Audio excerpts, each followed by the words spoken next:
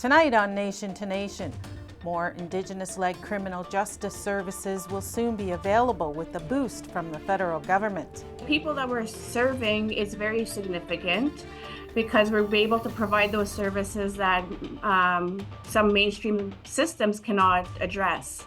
Identifying legitimate Indigenous businesses across Canada will be made a little easier with a new set of guidelines. We developed the definition because we're trying to make sure that we have a certified Indigenous business directory that people can feel confident about using. The Vice Chief of the Congress of Aboriginal Peoples says Trudeau is to blame for his organization being ignored by Ottawa. Probably been rooted a number of years ago when the Liberal government was elected, and to me, I believe they launched one of the biggest disinformation campaigns in Canadian history in terms of Indigenous people. Ani, welcome to Nation. I'm Annette Francis. Indigenous-led justice services across Canada will soon be more accessible. The federal government announced an investment of just over $2 million earlier this week, aimed at addressing the gross overrepresentation of Indigenous people in the justice system. Chantel Barker is the Executive Director of Aboriginal Legal Services. She joins me now. Welcome to Nation. Good morning, and thank you for having me. $2.1 million in funding to address the overrepresentation of Indigenous people in the justice system. How significant is this? Well, to the people that we're serving, it's very significant because we're able to provide those services that some mainstream systems cannot address. Like when we look at our alternative dispute resolution, like our community council and our Guin Denung program, we incorporate traditional practices like smudging before we go into a circle. We include an elder there for support, and also family and community support as well. So those are things that you don't really see in mainstream practices. So that for the people that we're serving, it is significant. And then as well as the GLADU reports, like we have the funding for GLADU reports and GLADU caseworkers. And I would say like majority of, if not all, of our GLADU writers and caseworkers are all Indigenous. And so when you're Indigenous, you can you can understand and empathize with the people that you're working with, because you too, as a person writing the report, has been impacted by colonization, residential schools, intergenerational impacts, and etc. So because we have that understanding, we're able to articulate it in our reports that will be and for the benefit of the Indigenous people that we're writing these reports for. And then if we're looking at our GLADU caseworkers, then we're being able to understanding that when you're addressing that trauma for the very first time, I know from myself as a previous probation officer, when we used to write GLADU reports, it's like the report is done, file is closed, and that was it. But at least with our GLADU caseworkers, we're able to provide that support and aftercare, and say that, okay, now that you've addressed some of these things that maybe you have never talked about before, how can we help you to heal now and restore some balance? What community supports do you need? Do you need access to elders, etc.? So those are things that that we're able to provide for Indigenous clients and done by Indigenous people. So how many people could this help?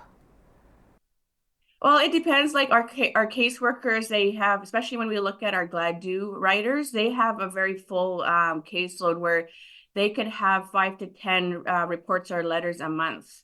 And so we have, I would say, about 15 GLADU writers and caseworkers. So when you're looking at that, and then you're timesing that by 10 by 12, then you're looking at hundreds of people that we can help. And so, but I also look at it as well when we're looking at it, and if we're providing any kind of support and healing for that one individual, we're not only healing that individual, but we could be making an impact on that individual's next 7 generations. If we were able to help break some of those cycles by restoring that healing and that support, And then we're able to break that cycle, which we know in our culture, we're always looking forward and thinking about the next 7 generations. So I would look at that as well as not only as a collective, but as an individual basis, that if we're able to help them, then we're also helping their children, their grandchildren, great-grandchildren. When the funding runs out, will these programs, such as the diversion program, be able to continue? Yeah, because we also have other funding as well. Like we do get funding from the province as well. But this funding has been around for a while now. And so it's been renewed. Like we've been around since 1990. And so we've been around for almost over 30 years now. So this funding is not like a new program. It is programs that we have in place, but it guarantees us that we can continue providing the support for a few more years at least. According to statistics, Indigenous women account for 50% of federally incarcerated inmates. Why is this, and how could these programs help, or could they make an impact on those numbers? Definitely, because like I worked in the justice system before my life here. And so what I've learned from the mainstream society is very focused on punitive measures and punishment. But with Aboriginal legal services and the services we provide, we really focus on healing and healing the root causes of that individual, of especially that woman that may have never had that support before. So we look at using holistic approaches, family and community support to really try to restore balance, but provide programming that's going to be able to identify where did this root cause come from and what resources are needed to address that trauma. And so that's the difference between the mainstream and what we do is they're focused on punitive and punishment, where we're focused on healing the woman that we work with. The federal government and provinces are moving to tighten Canada's bail conditions. How will this affect the programming? Well, of course, we're definitely going to try to advocate for more diversions. And the thing is that when I'm asked that question regarding bail, definitely there needs to be some measures in place for those dangerous offenders.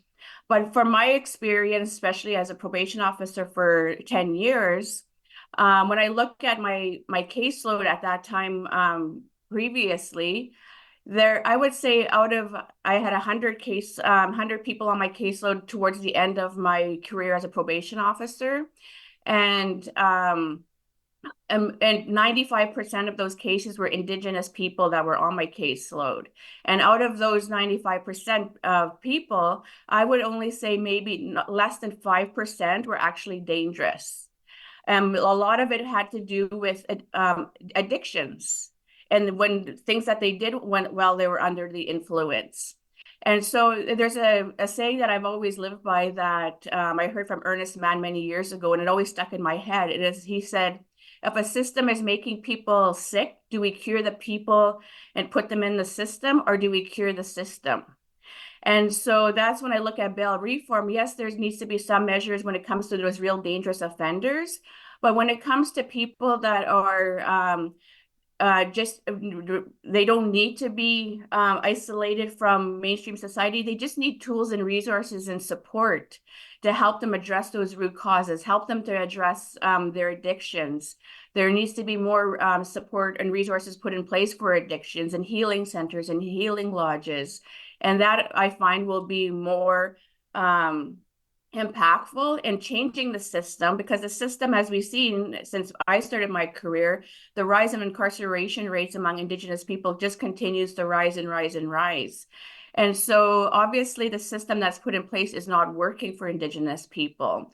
We really need to focus on healing and addressing the issues that colonization has done to our people, the residential schools, those intergenerational impacts, the 60 scoop, the day school, and all of those laws and policies that have been created to oppress Indigenous people. And so now with that, we have to look at how do we also, when we look at bail, like, okay, there's that bail, but really when you look at the bail, the First Nation communities are not even consulted regarding bail. And if they're getting released on bail, or they're not notifying the chief and council or the leadership to say, we're releasing this person back into your community. What resources and support can we put in place to address that so that we can keep the community safe? And so that was also what the need to have our own First Nation legal systems in place as well, our own justice systems. And so I know it's kind of off topic, but I know that's something at Aboriginal Legal Services. We're creating and opening Indigenous Knowledge Center this spring, where we want to provide training and workshops to First Nations. How do we create our own laws and how do we create our own justice systems? Because it's one thing to write our own laws, but like I said in the quote, it's more than writing laws, it's creating a new system. And so when they're writing their laws, there needs to be, how do we also create our own system? How could we revitalize our traditional governing system, such as the clan system, and utilize that in our First Nation communities? Because obviously that system worked for our people for thousands of years before the dismantling of our governance structures. Okay, Miigwech, thank you. Okay, thank you, and have a good day. A new clear set of criteria has been drafted to help procurement agencies like the government identify legitimate Indigenous businesses across the country. That's coming up after the break.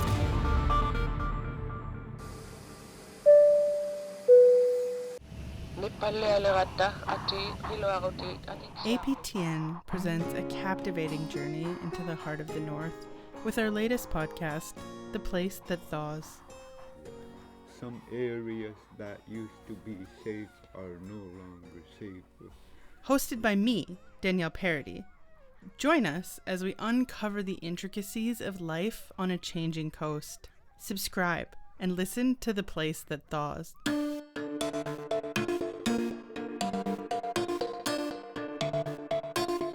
Ani, welcome back. The National Aboriginal Capital Corporations Association, or NACCA, is an umbrella organization for a network of Indigenous financial institutions across Canada. This week, it released a document to help procurement agencies like the government identify legitimate Indigenous businesses. Dawn Madabi-Leach is the general manager of the Wabtec Business Development Corporation, an Aboriginal-owned and operated organization that delivers business financing and economic development services to First Nations and businesses located in northeastern Ontario. She also helped to pen the National Indigenous Business Definitions document. Dawn Madabi-Leach joins me now. Welcome to Nation to Nation. Oh, I'm so happy to be here. Thank you for inviting me. The NACCA has just released its National Indigenous Business Definitions. Why is this needed? Well, there's been an issue for many years about, ever since opportunities came up for financing for Indigenous businesses and also for procurement opportunities. So oftentimes, the criteria that was provided allowed for people to self-identify as Indigenous, and that created a whole series of issues.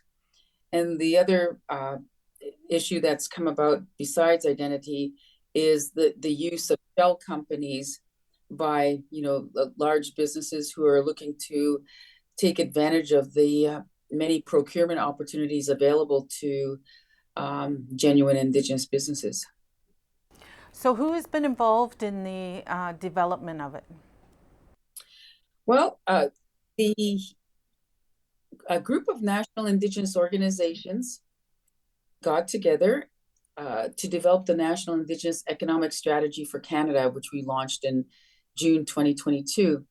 And following that, we were working that strategy was called for in an OECD report. The OECD report, entitled Linking Indigenous Communities to Regional Development, also indicated that there's a need for a definition for Indigenous businesses in Canada. So that's kind of what they did, is it reflected what Indigenous people were saying to them on how we could be linked to these opportunities. So that definition started while we were developing the National Indigenous Economic Strategy at the same time. So, the strategy was developed by more than 20 national Indigenous organizations. So all those organizations were also invited to help out with the strategy, the definition. And in developing that, there's been a lot of voices and a lot of people around the table. Some have come and gone, but it took about 3 years to develop the new definition. Tell me what types of definitions are there in how to look for a legitimate Indigenous business. What are some of the things that you can automatically start to look for? Yeah, well, one of the first things that we thought was really critical and where we started was identifying how do you verify who's Indigenous. That was the most important thing. And we feel strongly that identification comes from community, not from organizations. So there's a lot of false groups and organizations across the country. And by the way, across the world, this is a global issue that are claiming that they're Indigenous. But only Indigenous communities, such as First Nations, can say who their citizens are. And only the Inuit beneficiary agreements can say who their citizens are. And for the Métis, there's so many Métis organizations that are false across the country, but we've gone with the definitions put out the registries of those affiliates of the Métis National Council and the Manitoba Métis Federation. So if there's a Métis organization, we also look at the Métis settlements of Alberta as also defining, because I don't believe they belong to the other two Métis organizations, or as they call nations. So I think that's how they refer to them. So we feel that those are the only groups. So you might have I've heard of the woodland groups in the Atlantic Canada. They're not considered Indigenous, but they issue membership cards, and those aren't accepted in our definition. Okay. Currently, the ArriveCan scandal has sparked questions about the procurement strategy for Indigenous businesses. Some Indigenous business owners fear this will leave a bad name for others seeking contract. Is this a worry? Have you heard this as well? Well, of course, there's a concern raised out there, and that's why we developed the definition, because we're trying to make sure that we have a certified Indigenous business directory that people can feel confident about using. If we use these definitions, then I know that corporate Canada and the public service is welcoming the new definitions, because there's been so many attempts to define, but we felt we needed to hold a pen in developing that definition. We know where our identity comes from. So I think that was so key. So if we develop a certified Indigenous business directory, that should provide assurances to anyone who's trying to seek this or procure the services of an Indigenous business supplier or of goods and services. Okay. The idea is setting aside government contracts for Indigenous businesses and entrepreneurs has been around for years. Has it worked like it was supposed to? No, it hasn't. I don't have any problems saying that. And that's why we have offered to the federal government to do this work. They actually have supported us in this work over the last 3 years. They are, if we had this definition finalized 3 years ago, they'd have been happy to start using that. And I know they're welcoming this work as well. So I think that's a good thing. And the same with corporate Canada. I have so many requests right now for a copy of the definition. And right now we're trying to put together more. I know you have the document there, which talked about how the definition was arrived at, or the definitions, because we have definitions for sole proprietorships, for-profit companies and joint ventures and partnerships. And but we need just the simple definitions for people to read rather than the background. I think it's important to have that now, but it'll be important that they have a document that they could use that shows how to identify and then where to get the help from our own organizations that'll be using this definition. And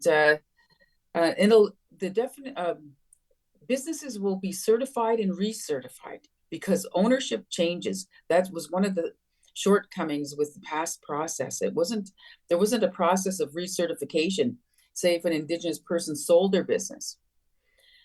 So we know that there's so many problems out there where people are using Indigenous names for their companies, where they're using shell companies and having an Indigenous person seen as the owner of the business when in fact they're not. There's a lot of issues that we've addressed, I know, in this new definition, because partnerships will have to show and demonstrate that the Indigenous partner has the credentials to run that type of business. For example, engineering firms, if they want to have an Indigenous partnership, well, the Indigenous partner needs to be an engineer. Makes sense, for sure. Can you point to a business or community that has benefited from this procurement strategy? Well, that's the other issue, is that when we have our own Indigenous procurement organizations, so we know that there's a First Nation procurement organization being developed, we'll be able to track who's exactly getting the contract, because they're going to be working through us to find the contractor, and then our procurement organization is going to be providing training and supports, but we're also going to be tracking the kinds of contracts that our people are getting to make sure that the definition is working, that the training is working, and that we're actually getting those. Because it's hard for me to tell you that and answer that, because I've never tracked that kind of information. It's only within the government that they look at that, and I'm not sure of how readily they show who exactly is getting those contracts. But we want to be more transparent in that, because we want to be transparent to our people. And making sure that they feel confident that those contracts are actually going to our people. All right, sounds like some good changes coming. Miigwech, thank you for taking the time. Miigwech for inviting me again. I really appreciate it. Stay tuned. After the break, we'll hear from the Vice Chief of a national Indigenous organization who has been getting the cold shoulder from the Trudeau government. Hello, I'm Rick Harp, host of APTN News Brief, a daily podcast version of the nightly broadcast of APTN National News. Available on all major podcast platforms, APTN News Brief is your quick way to hear the headlines every weekday morning. Learn more at aptnnews.ca/podcasts. Ani, welcome back. The Congress of Aboriginal Peoples is a national Indigenous organization that was founded in 1971. Over the years, its mandate and leadership has changed. But one thing that hasn't changed is CAP has always strived to represent non-status Indigenous people, whether they be First Nations, Métis, or Inuit. But in recent years, the organization has been having trouble getting recognition from the Trudeau government. Kim Bowden is the National Vice Chief of the Congress of Aboriginal Peoples. He joins me now. Welcome to Nation to Nation. Well, thank you for having me. So for the past number of years, the Congress of Aboriginal Peoples has been shut out of meetings or events with the federal government and some national Indigenous organizations. Why is that? Well, it probably goes back, it's probably been rooted a number of years ago when the Liberal government was elected. And to me, I believe they launched one of the biggest disinformation campaigns in Canadian history in terms of Indigenous people and how we define ourselves as a people. And that's what they're using. And it's called this distinction-based policy approach. And it's really really hurting us as a national Indigenous organization in Canada. The Congress of Aboriginal Peoples has been in the past a well-known organization, Indigenous organization. What is it going to take to get back to where it once was? That's a very good question. I think that because of our history, that certainly plays in our favor. 53 years now, and we've been at a number of historical agreements, for example, and we were at the constitutional table as well. These things should, to me, I really believe play a major role in terms of us as an organization and where we're going to go in the future. And I mean, we've heard it from the opposition. I can say this for sure. You know, they will be ensuring that we are back. The Liberal government under Trudeau is saying that, you know, really we kind of like we don't exist, but Poilievre said that we do, and they want us back. And there's a big reason we should be back. We're the largest organization in Canada, and from a national perspective, we have our affiliates all across Canada. We're community driven, and we shouldn't have a government trying to define who we are, and it's really, really frustrating. There have been questions about the indigeneity of some past leaders. How much of an impact has this had on CAP's reputation? Well, even myself, for example, people have questioned where I come from. And so what I've done, for example, when I go to any meetings or anything like that, I clearly define who I am and my community and where I'm from. Every person around our table that sits there today on the board of directors, they know where they're from. They know their people, their community, their families, and their connections. I'm not talking like, 20 years ago. I'm talking hundreds of years ago. So just like myself, we try to educate people. And again, I'll refer back to the disinformation campaign led by Trudeau, and that was not right. And I can tell you where I came from. I can tell you where my grandparents came from. Like I mentioned, the Michelle people, one of the only reserves to ever be enfranchised in Canadian history in 1958. And then my grandparents on my other side, on the Métis end, my father, being a part of the Red River, Métis. So, hey, I know that. I ensure my kids know that. They all know about their history. Something we were never taught in school with respect to education or history, or even where everybody came from in Canada, and it's a big thing. And so what I was going to say too is that when we meet with government officials, when we meet with ministers' offices, anything like that, we're always educating them about CAP, who our constituents are, and the history as well. Okay, the Auditor General is releasing a report next week, 3 reports next week on government spending. One of them is an audit on equitable access to First Nation and Inuit policing. What are you hoping to hear from that? I'm really hoping that they do the right thing.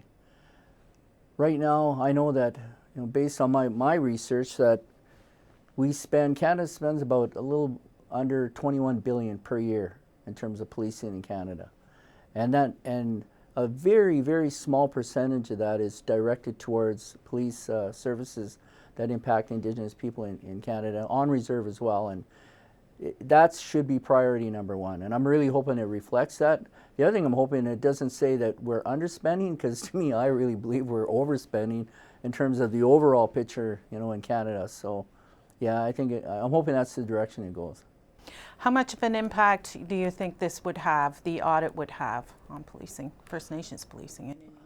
I believe that it will shine a direct light on what's really going on here in Canada, and that the federal government, under the Ministry either of Justice or different even premiers, need to react to this as well in Canada. And again, they're playing political football. I mean, I'll give you an example. With the hearing there that wrapped up in Saskatchewan, Miles Sanderson hearing, they talked about how they wanted their own police services, James Smith, and they should have their own police services. It's important that they do, because that relationship between the reserves and with respect to the RCMP, for example, wasn't very good. And I really believe that needs to happen. They should have their own police services. It's very important. You sat in on that coroner's inquest into the mass shootings at James Smith Cree Nation. You had said at the time you were frustrated with those recommendations. Why is that? Well, like I said before, is that it's very important that we follow through with them. And there was 29 of them. And what I believe is that there should be some teeth into them. In some cases, I believe that the Coroner's Act should be changed so that these departments need to not react to them, to actually put things in motion. And because we can recommend and recommend. I sat in a number of hearings, whether it be human rights complaints, for example, or people dying in our prisons and that, and we recommend, but then I don't see a real huge shift in terms of either policies or the directions that they're going. So it's a really, really important that we follow through, and that's what I was getting. And the other thing that really frustrated me as well is sitting there, and I felt that the community in general wasn't really being heard. The people that are really on the ground. And I talked to quite a few of them that were there, and they felt frustrated as well. And that's why I think it's important to hear. The community needs to be heard, and once we get that nailed down pat, I think we can go in a much more positive direction. I also believe too with that hearing that it had a lot of national implications as well. I mean, I know it was focused in terms of James Smith, but I mean, this could happen anywhere in our communities, and we need to take a good look at it and see what really happened, and I actually called for a national inquest. I believe that that's important. I'm sure there's a number of people who would agree with me as well. Okay. Brian Mulroney passed away 2 weeks ago. His state funeral will be later this month. What do you see as his legacy for Indigenous peoples as a Prime Minister? Well, I was quite young when this came out, in terms of Mulroney, but two things that really jumped out to me was the Royal Commission on Aboriginal People report. Granted, that was a bit, after when he sort of left, but that was a big one to me when he set the wheels in motion with regards to that. The other one is economic development. We don't talk a lot about that in terms of the things that he did to ensure that Indigenous people overall in Canada were involved in the economy. I believe that's important. Not everybody, like a lot of Indigenous people who are educated, go through a system and everything.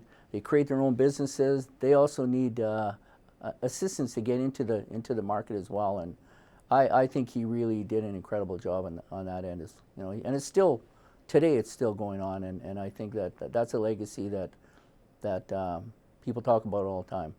One thing too I know that jumped out to me as well is housing. It's funny we're talking about housing. Housing is, look what's going on today. We have homelessness going all over the country, and of course it's Indigenous people that are paying the price. And unfortunately, he started it, but it didn't, a lot of the governments came on after that and kind of like, they just let it go. Now we're paying that price today. There was also what happened in Oka. He was in at that time as well. Yes.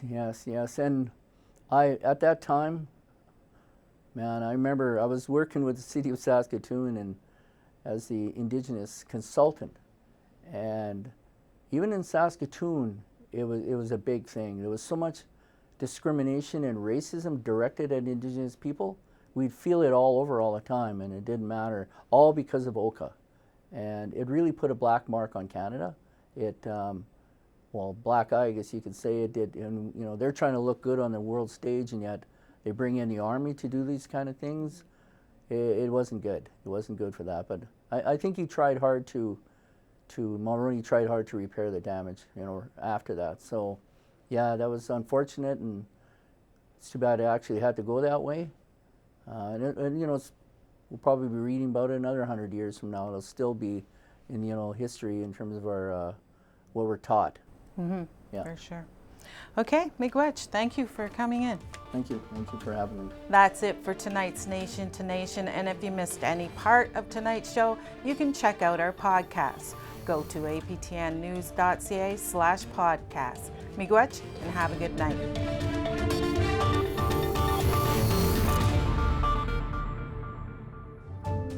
Hi, I'm Sav Jonesa, guest host of Face to Face. Coming up on our next episode, I'll be sitting down with Lance Cardinal, a Cree and Two-Spirit artist from Alberta.